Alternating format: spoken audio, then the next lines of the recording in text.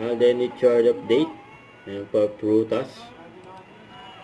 Nasa Robinson's Magnolia. Prutas family! Yan. Batiin mo muna ang, of course, your fans and all the mga kaprutas natin ngayong hapon. Oy, ito question ko sa inyo. Nagprutas na ba ang lahat? Yan, nagprutas na ba ang lahat? Ngayong hapon. Oy, ito question ko sa inyo. Nagprutas na ba ang lahat? Yes, pasok ito. Ayan, pasok We kay will have Alden. on the red screen 2 choices and you have to pick on this Yan. or May kinabi na sila dyan sa let's ibo. check out the first choices. This or that. Dog or cat? Dog or cat? Dogs. Dogs. Pasok to pero may explanation. Mas dogs kasi, ever since I was young, yung mga aso talaga yung favorite pet ng dati nila. And all of us are dog lovers, so mas mga aso tayo. Pero syempre, love din natin yung mga aso.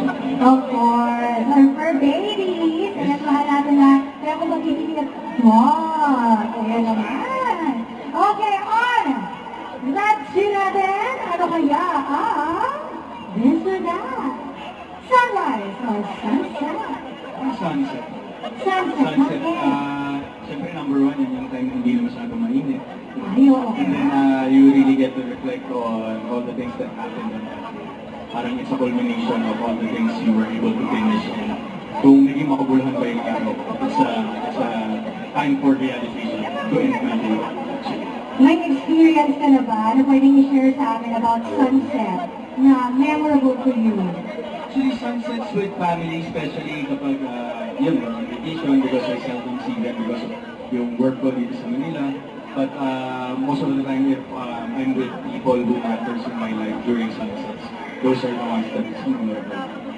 Siyempre, 3, 2, 1. Grabe na sila. At siyempre, kailangan natin sabay-sabay sabihin, of course, ang prutas. Prutas muna. Mamaya na yung ating tagline. Prutas muna. For the video and photo lang. 3, 2, 1.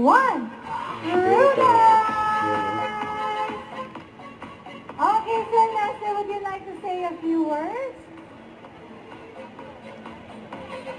Hello. Magandang gabi po. Labis po ako nagagayak. Kaya buong puso po ako nagpapasalamat sa inyong lahat. Sa mga nagdalo, sa mga walang sawang tumatangkilik, sa mga walang humpay na sumusuporta sa House of Frutas. Dumidilim na po yung gabi, mayroon lang po akong munting mensahe o advice sa inyong lahat.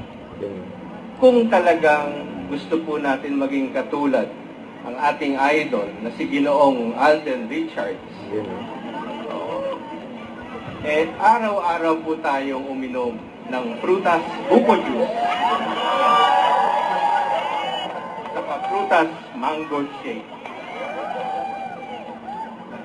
Tiyak po yan. Paggising po natin sa umaga, pagharap po natin sa salamin, kamukha na po natin si Mr. Alden Richards. Grabe yun. Mabuhay po kayong lahat. Mabuhay po ang sambayanang Pilipino. Mabuhay po ang House of Frutas. Thank you, Sir Nestor. Wow, alam nila. Iinom. Don't forget to subscribe, click the notification bell for my update. This is featured in Action Live. Stay tuned for more videos.